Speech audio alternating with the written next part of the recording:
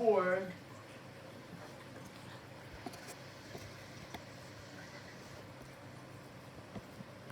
I'm going to read from verse 1. And Jesus went out and departed from the temple, and his disciples came to him for to show him the buildings of the temple. And Jesus said unto them, See ye all these things? Verily I say unto you, there shall not be left here one stone upon another that shall not be thrown down.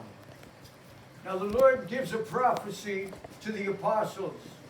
All of these beautiful buildings that you see, that you're amazed at, and especially that temple, the whole thing's coming down. So he not only aroused their curiosity to the prophecy, but they wanted to know three things. And listen to the three questions, because Christ never deals with the first question. He doesn't deal with it. He deals with the second and the third question. But he doesn't deal with the first one. And actually, the first one happened in their lives, yes, while they were still alive. Amen. And look at the questions here in verse number 3. And as he sat upon the Mount of Olives, the disciples came unto him privately, saying, Tell us, when shall these things be? So question number 1 is, when will the buildings be thrown down? Okay. That happened in 70 A.D. But in Matthew 24, Christ doesn't mention it at all. He doesn't even deal with that first question. When these things will happen concerning the buildings being destroyed. It would happen in 70 A.D. But the second question, and what shall be the sign of thy coming? And then the third question, and the end of the world. So these last two questions now, Christ will theologically deal with. Most of Matthew 24 is about question number 2. Very little is about question number 3. When's the end of the world?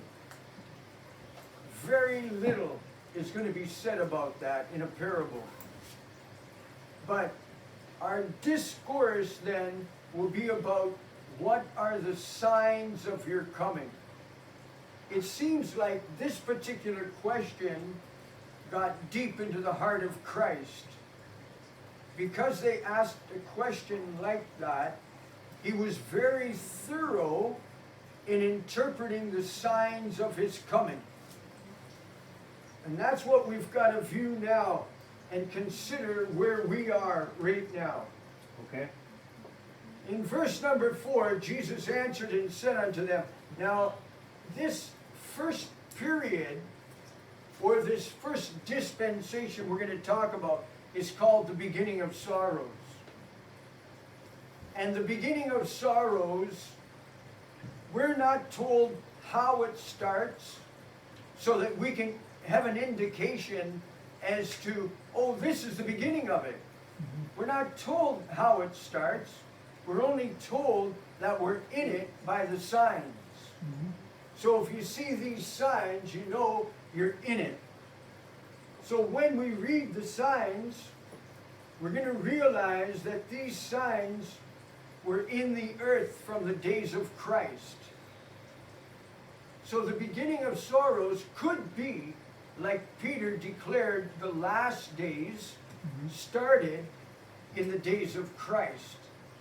So the end times started in the days of Christ. And the last 2,000 years are called the last days, or the end times. Or in this case, it could be the beginning of sorrows. It could have lasted all of this time. Because what we're going to read about now has been since Christ died on the cross for our sin. So, the first thing he says in the beginning of sorrows, take heed that no man deceive you. Okay. Now, were there deceivers? as soon as Christ went home to glory? Yes. Yeah. Yeah, because even his brother was a deceiver to the church. James Yeah. brought everybody back to the law of Moses Mhm. and the Ten Commandments in stone. Even to animal sacrificing. Mm. You read about that in Acts 21, where James was commanding Paul to go under the law of Moses until they sacrificed an animal for his sin. Mm. In Acts 21. Yeah. So there were deceivers that started right away as soon as Christ left. James took over everything and deceived everybody in the church. So that's why it looks like the beginning of sorrows started as soon as the Lord left. Here's the signs right here, right in front of us, and from the Lord's own family, his brothers. Then many shall come in my name, saying, I am Christ, and shall deceive many. Let's look at that particular statement. I have a question. Yes. Now, I've heard two very sound interpretations of that particular verse. Okay? Many will come Many- in my name. Yes. There's two different trains of thought on that one. One interpretation is that many will come, like false prophets will come, okay, and say they are the Christ. Right?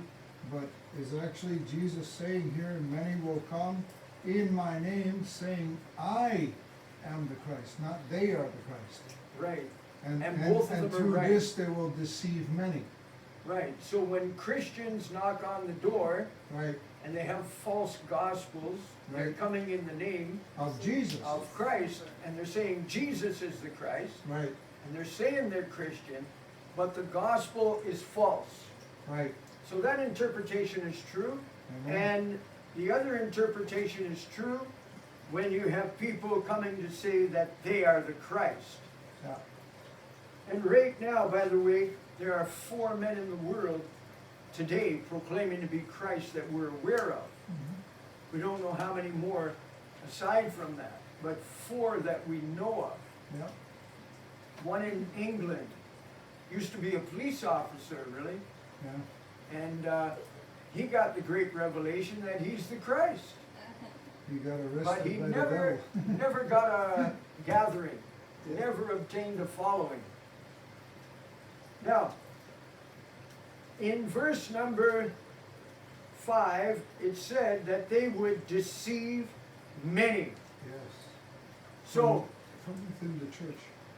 these false Christs have not really deceived many. But when you look at false Christian Yeah. or their faith, they have deceived the multitudes. Amen. Because it starts with the Pope and Catholicism. Right. We might as well start at the biggest cult of Christianity. The Church of The Constantine. biggest cult would be Catholicism. And so they've come in the name of Christ and deceived multitudes since the 3rd century. Or it would be perhaps the 4th century. In the year 325 when they began. So we want to make note that from that time to this time, the Catholics have led the way with 1 billion people deceived, 1 billion so-called Christians.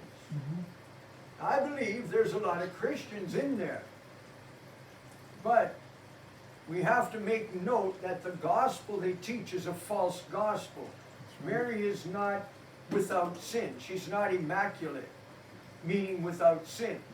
Mary is not a co-redeemer, That's right. which they say we're 50% saved by Mary and 50% by Jesus. These are just false doctrines. Yep. Another false doctrine, they say it's the church, the Catholic Church, that brings salvation, Right. not Christ. Salvation in no other. So these are the false teachings. And it goes very deep into Catholicism. And yet they've come in the name of Christianity.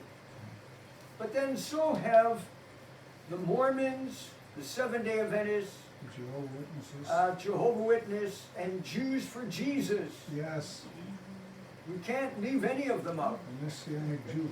Because the gospel today is not to go back to the law of Moses in the Seventh-day Adventists, where they don't eat pork, they don't eat unclean animals, and they proclaim you've got to keep the Sabbath. That's not the gospel. And neither when they teach Jesus is Michael the Archangel, Jesus is not God, and when you die, you go into soul sleeping, according to Ellen G. White. You don't go to heaven, you go into soul sleeping. Nobody actually goes to heaven.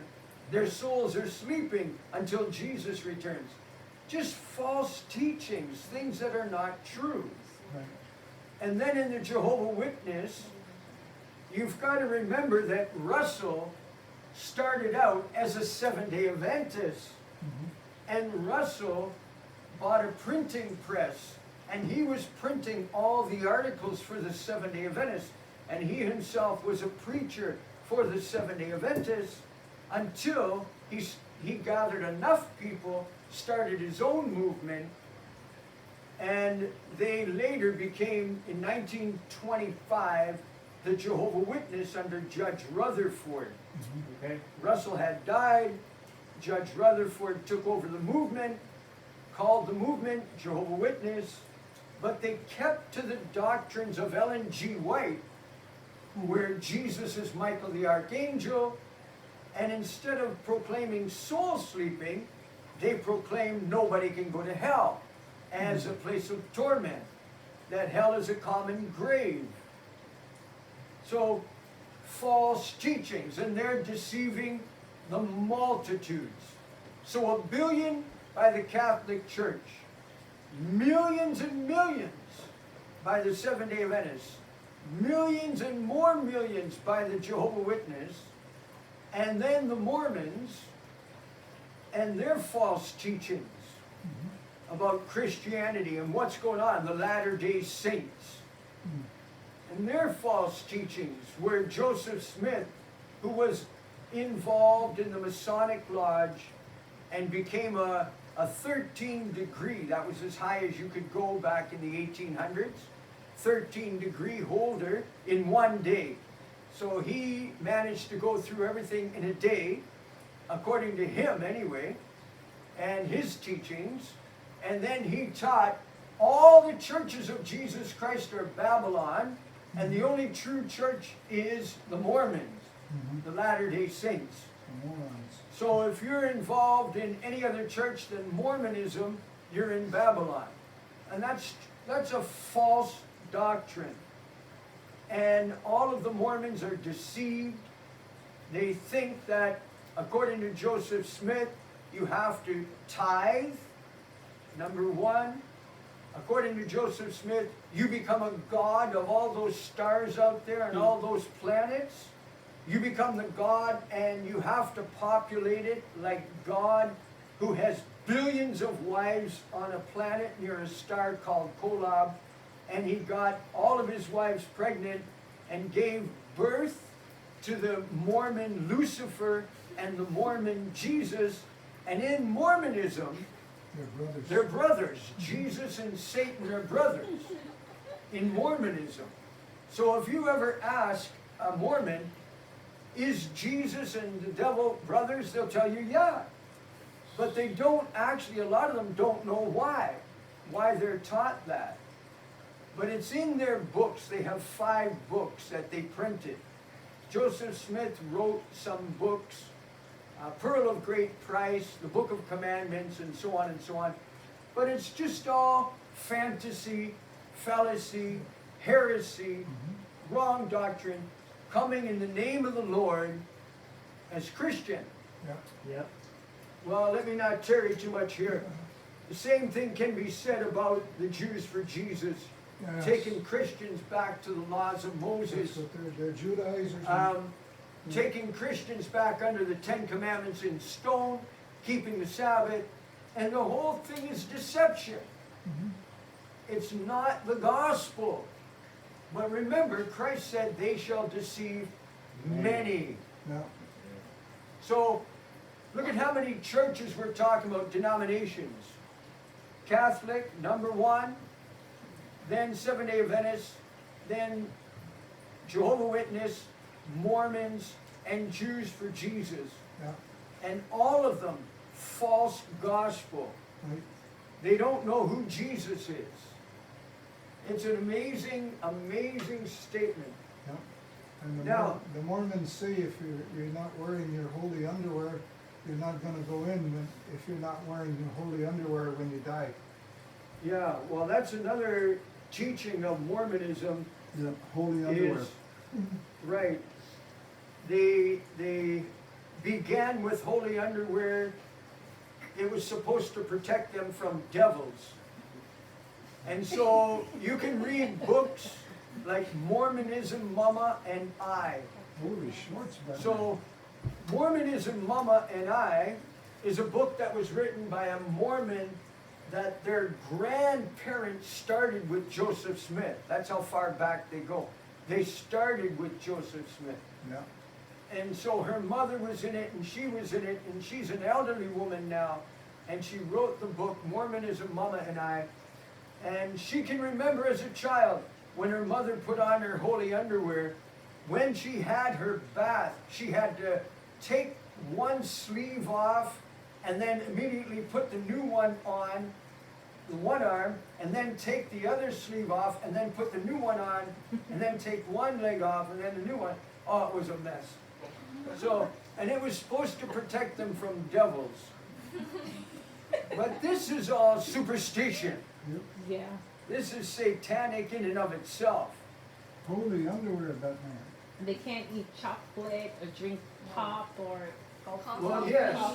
Anything that is black. Yeah. Many Mormons have been excommunicated for eating chocolate, Really? or if they have a coffee or tea.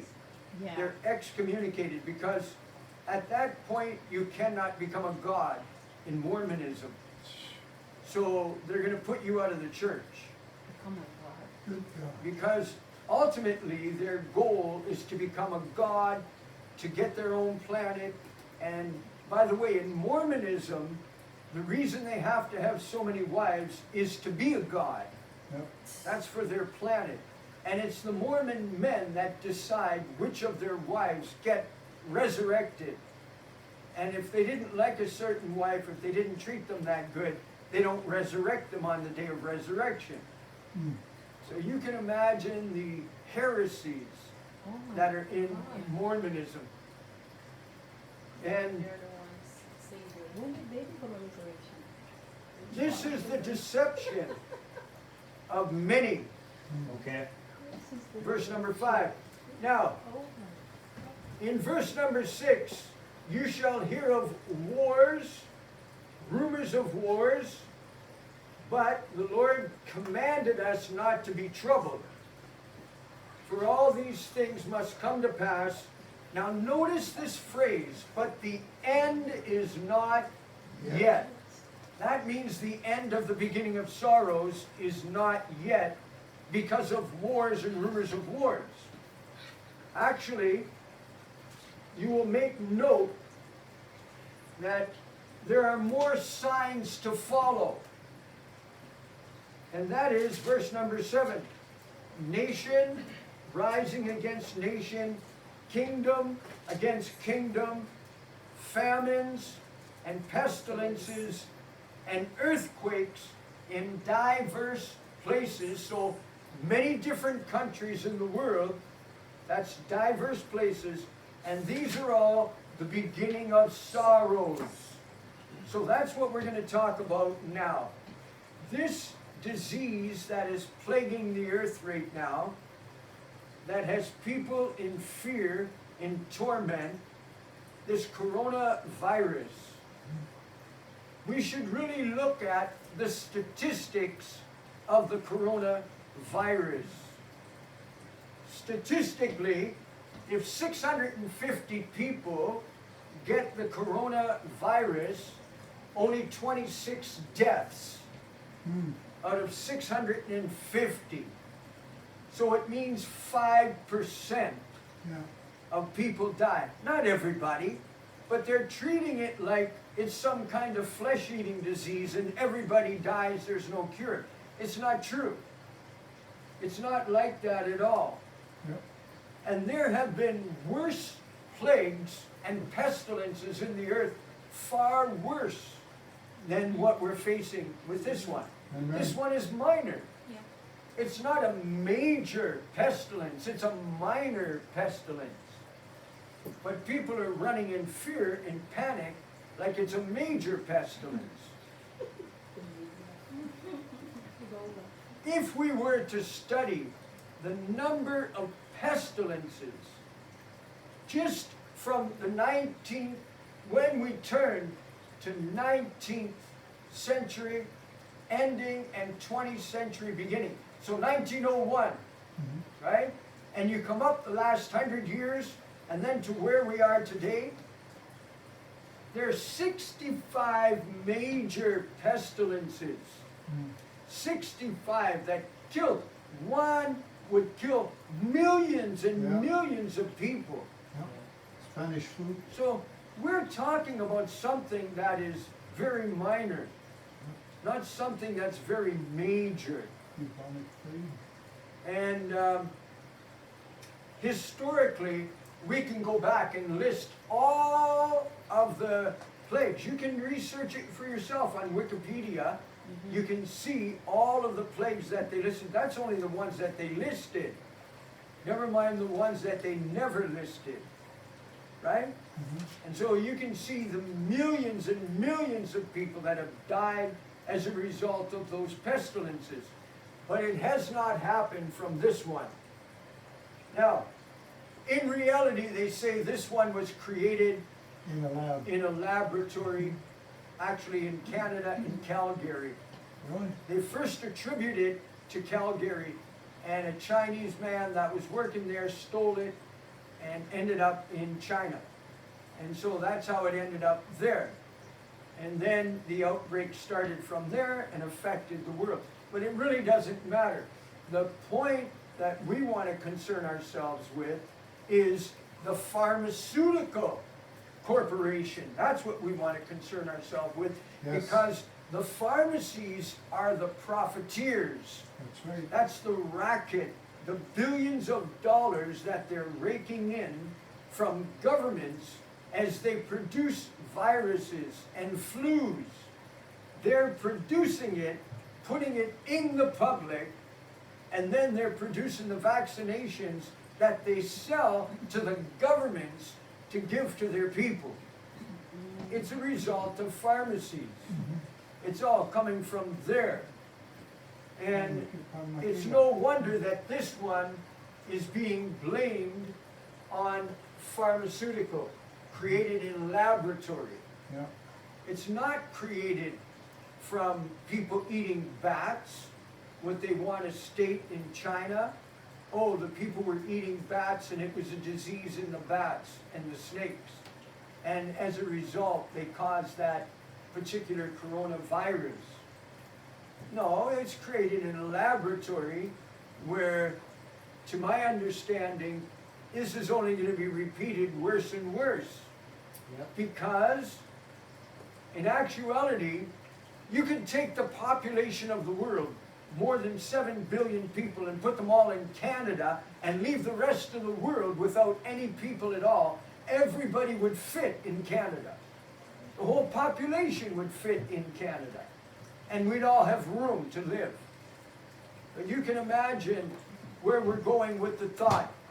We need to realize that the world is not overpopulated, but these fear tactics are so that the rich can get more rich. Amen. Those that are in high places, a state like Israel, running governments. We're not ignorant of the fact of Israel behind closed doors, running governments and using governments like puppets. And the result is Babylon, the whore, the mother of harlots, the one that owns Hollywood, all the TV networks, all the newspapers, all of the most of the publishing companies, Yeah. all of your media, it's coming from the Jews.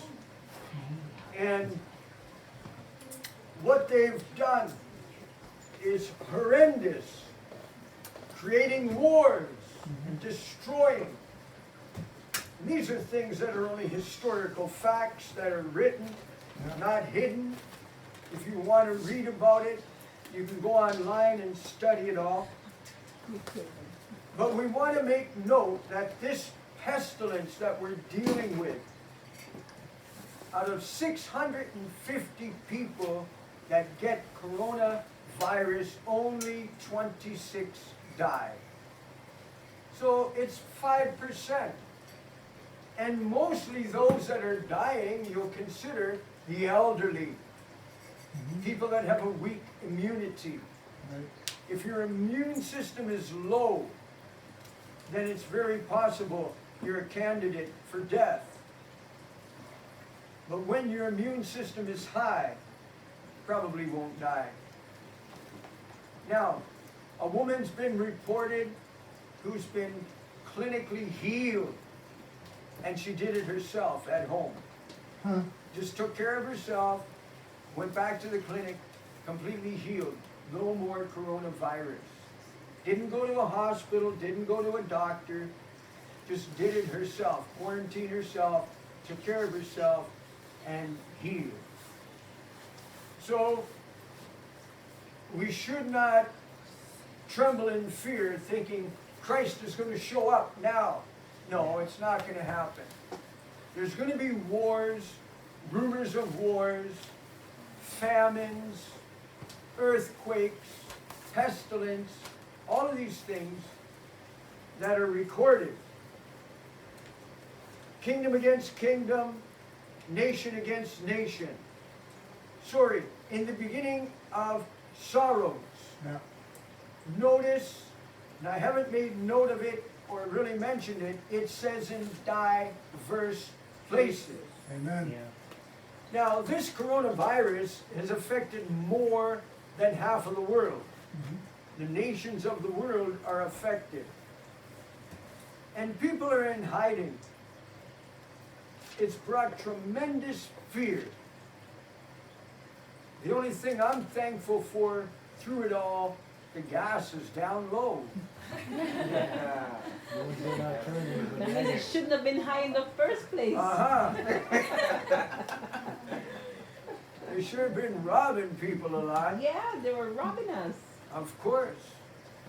Groceries You are know, going on. We've got to think, the governments, the ultimate plan of governments around the world, you got to remember who's behind governments, See? right? Who's the whore riding the beast of governments, Israel. right? You've got to remember what's going on behind the scenes. It's ultimately to get the people to work for the government. Yep. That's where they're pushing. Slavery. So, if in my life, in my lifetime, look at how young I am, very young. In my lifetime, when we started out giving tax, all right, maybe 3%, 4%, and now we're at, some say 47%, Yeah. because they take almost 30% of your paycheck for tax. Yeah. Try to spend it. You got to pay again, 13%. And you give, money to people, even giving money to pastors, they're supposed to record it and pay tax on money that's already taxed. Yeah. You can imagine the tax and tax and tax and tax. And even when you're dying, they tax you. They just want to get us to work for them until it comes to the place where in Revelation 6, in the time known as a tribulation, people will be working for a loaf of bread. Yep. It's going to be so bad. A penny of wheat So wheat itself will be a day's wage. Mhm. That's what you'll be working for, just to eat. So We're pretty much doing that now. what we have is a little handwriting on the wall. Let's read the sign. What does the sign tell us? The sign tells us what's going on right now is going to be magnified maybe by 100 times. If you think this is panic and it's hard to find toilet paper and hard to find food, just wait and see what's coming, Yep. right? We're only in the beginning of sorrows. And right now, we're coming down to the end of the beginning of sorrows. So, what can we expect as the beginning of sorrows is ending? What are we supposed to expect? The thief in the night coming. Before the trib starts. Before the church. All right, let's go to Romans chapter 8. Let me show you what to expect before the tribulation starts. The Apostle Paul is telling us here what to expect in verse 22.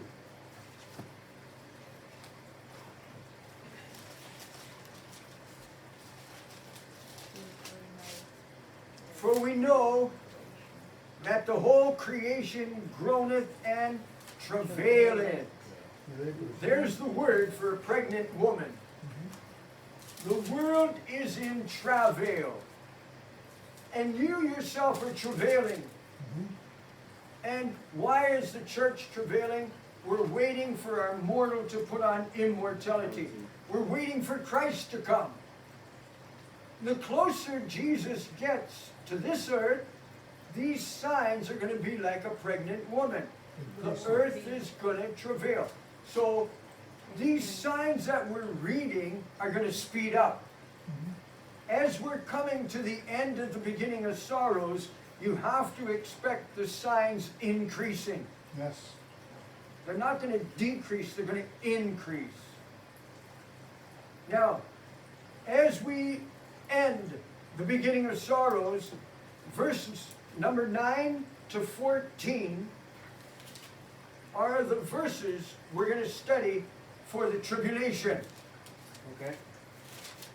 As the beginning of sorrows ends, you will not know it's ended unless you pay attention to the signs of the trib. And then you'll find out the beginning of sorrows has ended, we've entered the tribulation.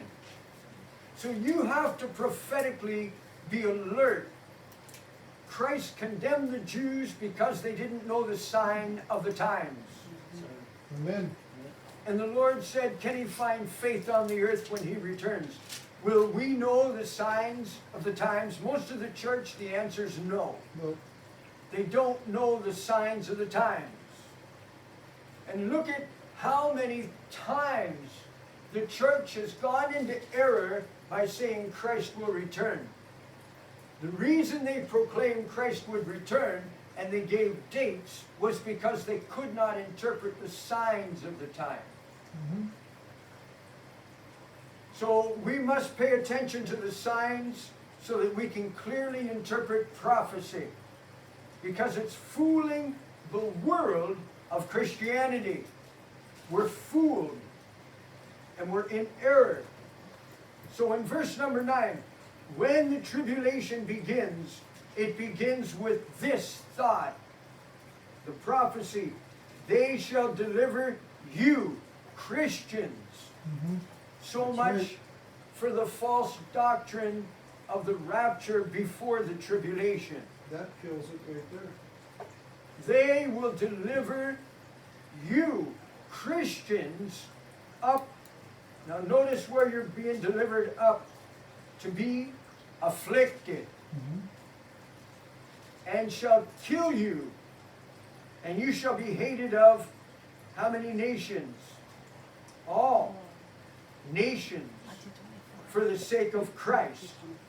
So this is how you're going to tell we've entered the beginning of sorrows has ended, we've entered tribulation. Now, there have been places in the world, certain nations that have hated Christians, but not all nations. Right. This prophecy is specific of all nations. Mhm. Our problem in reading that is that we don't understand when it says all nations, it means all nations of the biblical world that was 2,000 years ago and not the one that's today. So the biblical world 2,000 years ago, you can only deal with the Middle East. You cannot deal with Canada, United States, England. They are not the biblical world. China, they're not the biblical world. Not even Southern Africa. It's only Northern Africa. Egypt. You come up, you go into Canaan land. You got to deal with Israel. You've got to deal with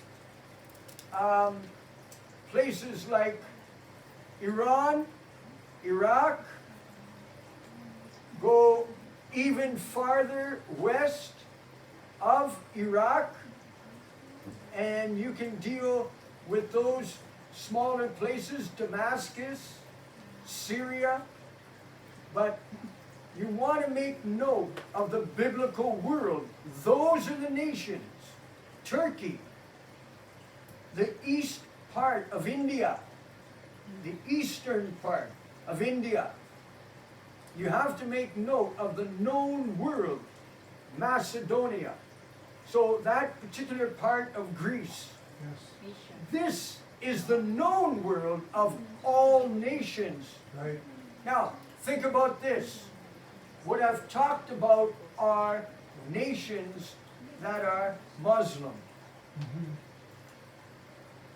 Yeah, You think about that. 1 billion or more Muslims, and they all, most of them, although we see a lot of them here in Toronto, but most of them live around the Mediterranean Sea. Around 1 billion of them live around the Mediterranean Sea. So they proclaim they have 1 billion. I don't know if they actually do, but it's their proclamation. So we realize those are the nations that already hate Christianity. right. It's already happening. So we can't really take this sign and say, oh, we've entered the tribulation, because it's already happening. Christians are hated in all of those nations. Right. You can go there, Iran, Iraq, and see if they welcome you with open arms. Go down to Mecca and see how they treat you. Slaves. With a sword. Yes. You want to take your head off. So, this particular sign must be understood secondarily. It's not a major sign to say, I'm going to hold this one up and look for this, and when I see it, then I know. No. But let me prophesy something to you about interpreting this. When the tribulation starts, heavy persecution Oh, yes. from Israel and the Muslims. Israel and the Muslims, they're going to join hands like brothers, and they're going to slaughter Christians and persecute Christians. That is more of the sign to look for prophetically, more than just the Muslims and all those nations hating. That's the known world, and they're all hating Yeah. Christians. An anti-Semitism law that's being brought out throughout Europe. It's already established in Israel, and there's the Republican Party in the United States is trying to pass that law to make it that anything that's taught in churches, they're gonna go after their Bibles next, the American Christians' Bibles, because anyone that's preaching, that's not preaching the heresy of Zionism, you know, the Christian Zionists, anyone who's not a Christian Zionist is gonna be persecuted under that law. So You're not allowed to say anything that could be misconstrued as hatred of Jews. And Yeah, Let's open our Bible to Daniel chapter 9, verse 27. This is the major sign that you're going to look for. That's going to start the 7-year tribulation. Daniel 9:27. If you see this sign, then know we've left the beginning of sorrows. We've entered the last 3.5-year tribulation has begun. The last 7 years has begun before the second coming of Christ. So Daniel 9:27, he, meaning the Antichrist, shall confirm the covenant. Now it doesn't tell us what the covenant is. We only know it's a 7-year covenant. People have called it the covenant of peace, but it is a covenant between Israel and the Antichrist. And not only Israel, but all the nations that I mentioned earlier from the Middle East, around the Mediterranean Sea. The Muslim nations, they're going to sign into it. He'll confirm the covenant with many for 1 week. So this day means a year. So 7 days means 7 years.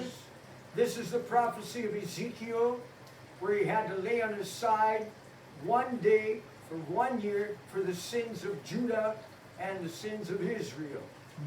1 day on that calendar for 1 year. So this is the prophecy in Daniel. It's the same prophecy. 1 day for a year. 7 days, 1 week. And in the midst of the week, the middle of the week, he shall cause the sacrifice and the oblation to cease. So after 3.5 years, the Jews will start animal sacrificing. That's the main sign, the number one sign to know we're in the tribulation. If Israel is not sacrificing animals, we're not in the tribulation. amen. We're in the beginning of sorrows. Yeah, But I saw a video. Aren't they sacrificing animals in Israel? No. Yes, but notice it's called the daily sacrifice. 4 years ago now, Israel started sacrificing a lamb outside for the Passover to make an atonement for the land of Israel. And 4 years ago, every April, they go out and they slaughter a lamb in the public. And you'll watch it this year again. Israel will take a lamb and they'll slaughter a lamb, cut the throat, and they rejoice and they eat the lamb at the end. So they're practicing a little bit of their Judaism, their law of Moses, but according to the law they have to do this daily. And the one that's going to force them to do it daily or provide for them the option to do it daily is the Antichrist. right. Now, according to the Talmud, the man that reinstates the law of Moses for animal sacrifices is the Messiah. So according to the Talmud, they will take the Antichrist as the Christ. So when they sign this covenant, Israel will then accept the Antichrist as their Messiah. Yep. They're going to join hands with the Muslims, and they're going to slaughter the Christians. And the world isn't ready for it. But that's prophetically what's going to happen, yes. What is the significance behind the, I'm not cursing, the red heifer, the cow? Because they are preparing for that blameless red bull. Because they need a red heifer in order to put the blood on the right toe and the right thumb of the priest for him to sacrifice animals. So the Also- differentiation Yeah. between the lamb and the red heifer, what is the differentiation? Because they're doing it now every They're killing lambs lamb, yeah. for atonement, Okay. but it doesn't do nothing to put their priest into the priesthood. Okay, so the red heifer is that's that significance. blood of the red heifer puts Yeah. their priest back into the priesthood. Okay, It's to sanctify or consecrate, they're going to burn the ashes, burn the flesh of that animal, and they're gonna use it to consecrate the temple, the building. And the blood, if you read about it, you see the blood was applied to the books and all that stuff, to the book of the law and the vessels of the temple. It's for consecration purpose, and it's raised for that purpose. It's called the red heifer. Okay, in verse 27 again, and for the overspreading of abominations, he, the Antichrist, shall make it desolate, meaning the land of Israel. He's going to slaughter the Jews 3.5 years after they accept him as Messiah. He's going to slaughter them. And how he'll have an easy time slaughtering them is because Israel is going to put so much trust and confidence in this Antichrist as Messiah, they're going to lay down their weapons. Ignorance. They've got the most powerful weapons in the world right now, Israel. And they're going to lay them down, and they're going to think, we have total protection with our new Messiah, Yep. protecting us, and his armies protecting us. Because he will protect Israel for 3.5 years, but at 3.5 years, that's when he slaughters them. And he makes the abomination that makes Israel desolate. Right, Makes the land, the people, desolate. right. So let's go back to Matthew 24. Our time is already gone. And I'm going to stop by 1:30 so that we can have our meeting. Amen. Lyle, can I interject? Okay? According to Exodus 29, verse 20, then shalt thou kill the ram, and take of his blood, and put it upon the tip of the right ear of Aaron, and upon the tip of the right ear of his sons, and upon the sole of their right hand, and upon the great toe of their right foot, and sprinkle the blood of the altar round about. Again, in Numbers 19, verse, well, it goes from 1 to 10. It does say, and Eleazar the priest shall take of her blood with his finger and sprinkle of her blood directly of the tabernacle of the congregation 7 times. That's with the red heifer. So the ram is for the priest, and the red heifer is for the tabernacle and the congregation. Thank you. Thank you. So, again, I'm in Matthew 24, verse number 9. You're hated, Christians will be hated from all nations around the Mediterranean Sea. Then shall many be offended and shall betray one another and hate one another. So during the first 3.5 years of the tribulation, and because iniquity shall abound, the love of many shall wax cold. But he that shall endure unto the end, the same shall be saved. Now before I comment on verse 13, I want to comment on Mark 13 and Luke 21. Read those chapters carefully. They're the same as Matthew 24. Mark 13 and Luke 21. Because there, when the beginning of sorrows ends and the tribulation begins, it will tell you that you will be killed in synagogues. Christ specifically points to synagogues for the slaughter of Christians. So it's telling you it's the Jews. Actually, let's just look it up.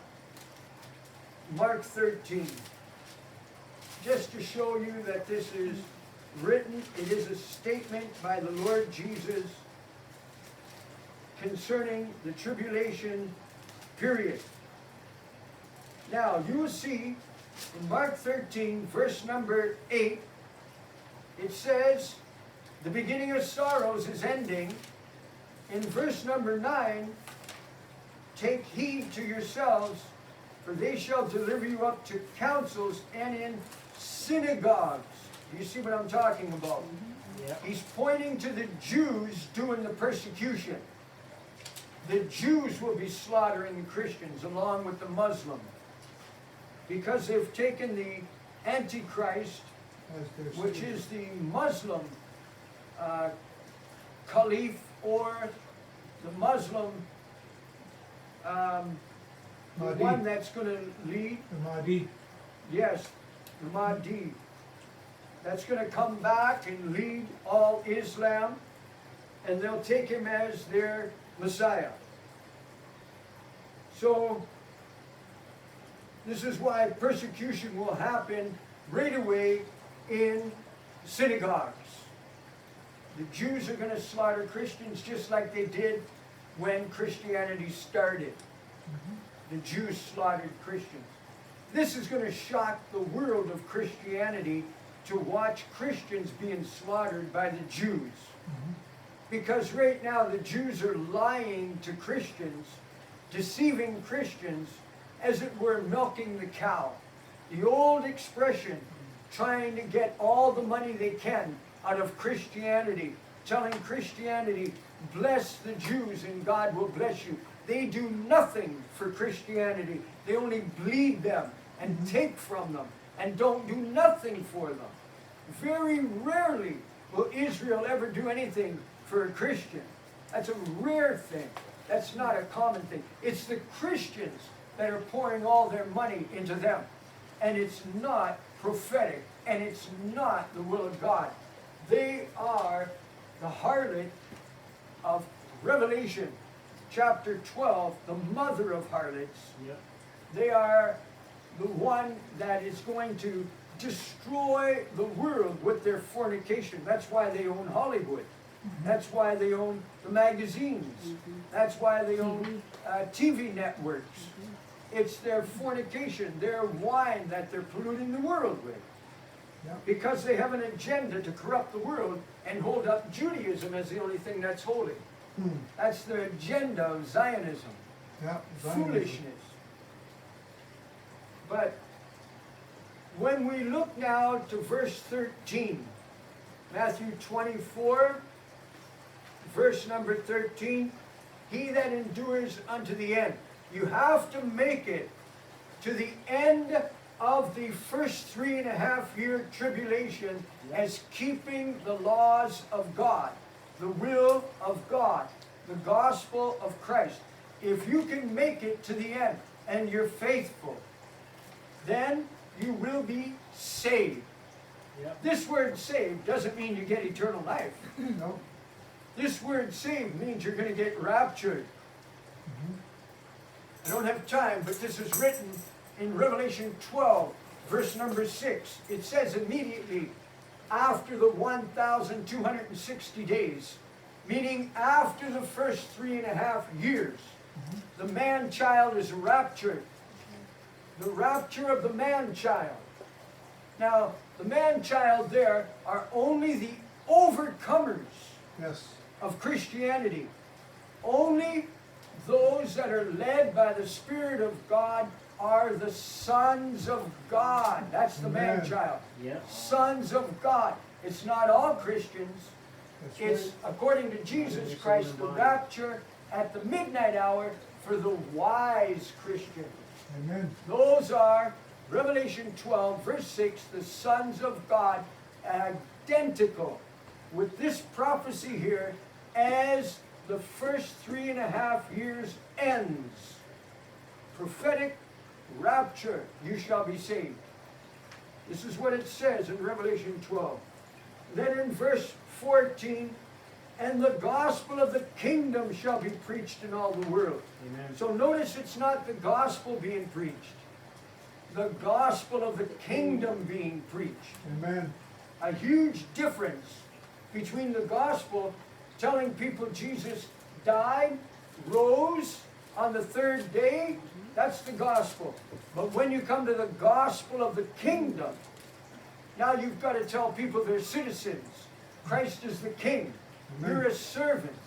You've got to talk about kingdom theology, Right. the laws of the kingdom, what's going on in the kingdom. And that gospel of the kingdom will be the last gospel at the end of the 3.5 year trib. Yep. So it closes out with the gospel of the kingdom. Then we enter the great trib. So when you read verse number 15, and it says, you're going to see the abomination of desolation, Jesus said, read the book of Daniel, which we just did. Right. Daniel 9:27. Christ is saying, in the middle of the week, the middle of the 7 years, he shall make the abomination that causes desolation, the slaughter of the Jews. So isn't it amazing when you follow prophetically that Israel, this whore that rides the beast, the Antichrist kingdom, trying to control it, is going to get destroyed by the Antichrist kingdom, exactly according to Daniel 9:27, in the middle of the week. Just as Jesus said here, at the end of tribulation, the first 3.5 years. Look at verse 14 again. It said, once the gospel of the kingdom is preached, then shall the end come.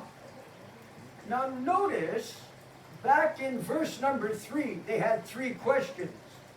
What shall be the sign of your coming and the end of the world? But when Christ said, then shall the end come, he's not talking about their third question, the end of the world. He's talking about the end of the tribulation, the first 3.5 years. Because the world is going on after verse 14. And it's going into the slaughter of Israel. Amen. The abomination of desolation, which is going to be the slaughter of Israel. So the last. And they're going to stand in the holy place. Who's going to stand in the holy place? The Antichrist. He's going to stand in the temple, proclaiming himself God, Amen. commit the abomination that he's God, the blasphemy, and that Islam should be lifted up. Blasphemy, that's the gospel of Satan, Islam. That's the gospel of Allah, the gospel of Muhammad, Yep. Islam. You got to think about, that's their good news, and it's not good news. It's demonic. Amen. Allah is Satan. That's why it's called the abomination, and it's going to be making Israel desolate, because the Muslims think that they have to kill all infidels, and that includes Israel. And the Jews, according to the Mosaic law, have to kill all infidels, and that includes Christianity. Yep. And so the Muslims are going to not only kill the Jews, Christians as well. So this thing is going to unfold, and you might be alive to see it. That's what I believe. Now in verse 20, chapter 24, verse 16, Christ's main focus is Israel. Okay? His main focus now is Judea. Don't think about Canada, United States, England. He's talking about the Great Tribulation begins at Israel. The slaughter of Jerusalem. The slaughter of the Jews. Okay? That's the Great Tribulation. It begins with their slaughter.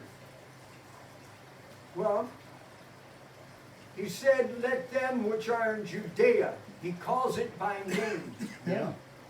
Judea, flee to the mountains. And don't come down from your house. Don't turn back from your field. And warn to them that are with child. And pray that your flight be not on a Sabbath day or in the winter. And then he calls it, in verse 21, Great Tribulation. So the last 3.5 years is called the Great Tribulation. Amen. And then as you read down as to what's going to happen in the Great Tribulation, you're reading about things that are happening in Israel, according to Christ, and the days, it said, would be shortened for the elect's sake. Now, the days being shortened for the elect's sake.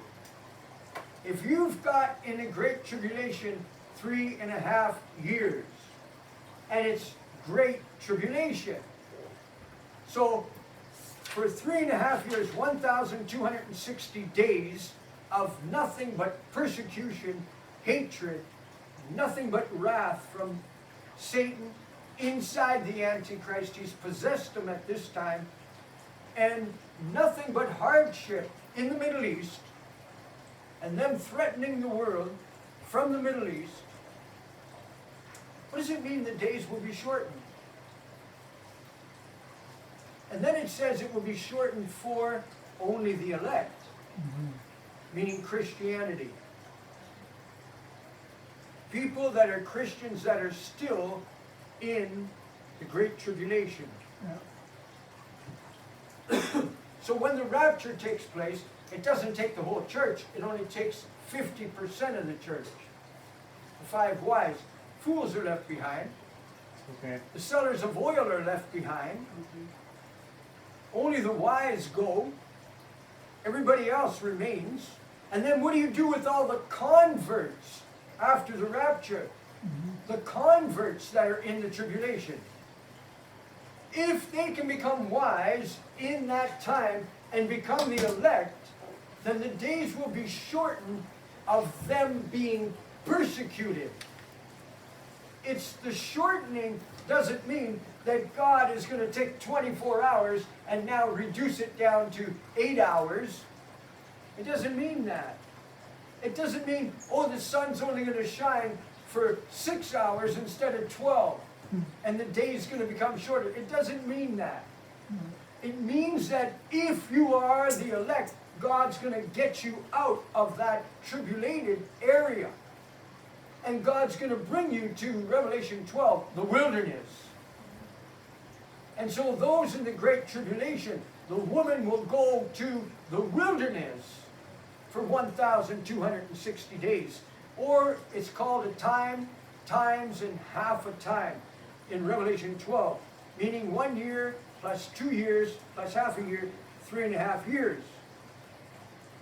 So we've got to think that they'll be spared from the tribulation if they're the elect. And Christ, and I'm going to end with this thought. He warns us about these false Christs coming, and especially remember the Islamic Christ. Yeah. In the Quran and in the Hadiths, Jesus Christ, that we believe died on the cross for our sin, whom they say floated to heaven, Right. he went directly to heaven, didn't die at all, is coming back as the Islamic Jesus Right. to slaughter people with a sword and cause them to become Islamic. So Christ is very much aware of what's about to take place during the Great Tribulation. And he warns about not only false Christ, but one in particular, the Islamic false Christ. When this false Christ from Islam comes, notice where Jesus points. He said, they're going to tell you to go into the desert. He's in the desert. And he's pointing to the false Christs and false prophets deceiving people. Oh, look at verse 26. They'll say to you, behold, he's in the desert, because Mecca is the place of a desert. It's a city built in a desert. And Mecca is where the Islamic Jesus will be slaughtering people and bringing people to do signs and wonders, calling down fire from heaven and so on and so on. And he's going to do these wonders in the desert, Mecca. This Islamic Jesus, not the Jesus of the Bible, it's the Jesus of the Quran. It's their Islamic Jesus. So Christ is warning Christians ahead of time, be careful when they point to the desert, because that Islamic Jesus is going to cause fire to come down from heaven. Like He's going Elijah. to do signs and wonders like he's from God when he's not. So, as we know the Great Tribulation ends, please be careful to pay attention, because I'm going to close here at verse 29, 30, 31. The second coming of the Lord Jesus Christ is at the end of the Great Tribulation. The second coming of Christ is not at the beginning, it's not at the middle, it's at the very end. When the Great Tribulation is over, then the second coming of Christ will come. According to Zechariah 14, he will touch the earth at the Mount of Olivet, or the Mount of Olives. He's coming to Israel. His touchdown will be the Mount of Olives. 7,000 will die. When he touches down, be a great earthquake. But notice what Jesus said in verse 29. Immediately after the tribulation. So not before. Don't talk about a second coming of Christ before. I get aggravated and agitated when I hear pastors from TVs and radio and behind pulpits in churches saying Jesus can come tomorrow. No, okay. They just aggravate me, because Jesus said when he's coming, it's written right here, what don't you understand? Immediately after the tribulation. Right. There hasn't been a tribulation and you're going to have Christ coming tomorrow. How can that happen? The great escape. So it says immediately after the tribulation of those days shall the sun be darkened and the moon shall not give her light. The stars shall fall from heaven, the powers of the heavens shall be shaken, and then shall appear the sign of the Son of Man in heaven. And then shall all the tribes of the earth mourn, and they shall see the Son of Man coming in the clouds of heaven with power and great glory. And he shall send his angels with a great sound of a trumpet, and they shall gather together his elect. Now this is rapture number 2 for the bride of, not the bride, the body of Christ. Remember, the bride goes up in the dead center, Right. In the the middle. middle of the trib. But the body goes up, here's the rapture. They will gather at the end of the Great Tribulation. Right? And he said, the angels will come and gather the elect from the four winds, from one end of heaven to the other. And this is what Paul said in 1 Thessalonians 4, verses 13 to 18. At the last trumpet, the Lord Jesus will come with a shout, with the voice of the angel. And the dead in Christ shall rise first. So that's the resurrection. And we which are alive at the end of the great tribulation shall be caught up. The word rapture. The same thing that Jesus said here in Matthew 24, verse 31. The angels are coming and they're going to take away the elect. There's going to be a rapture. And they'll be gone. Well, we don't have time to proceed any farther. We're going to go into a meeting. But we thank God for the time that we had to take away the fear of this coronavirus that is putting people into tremendous fear around the world. And they're talking about God's judgment, God's wrath. But this is a prophecy of Christ, of pestilence. Yeah. And we should not think that it's going to bring Jesus Christ back. It's not. All it's going to do is cause the Antichrist to show up. That's right. As these beginning of sorrows ends, the man of sin will appear and then sign a covenant with Israel and the Yes. surrounding neighboring nations Right. that are there. And that's all it's going to do. Yeah. And with your eyes you shall see the destruction of the wicked. We can't do it from up in the clouds with these eyes. Go ahead, Sister Shanine. I just want to mention that what you mentioned about the Muslim and Antichrist, Jesus.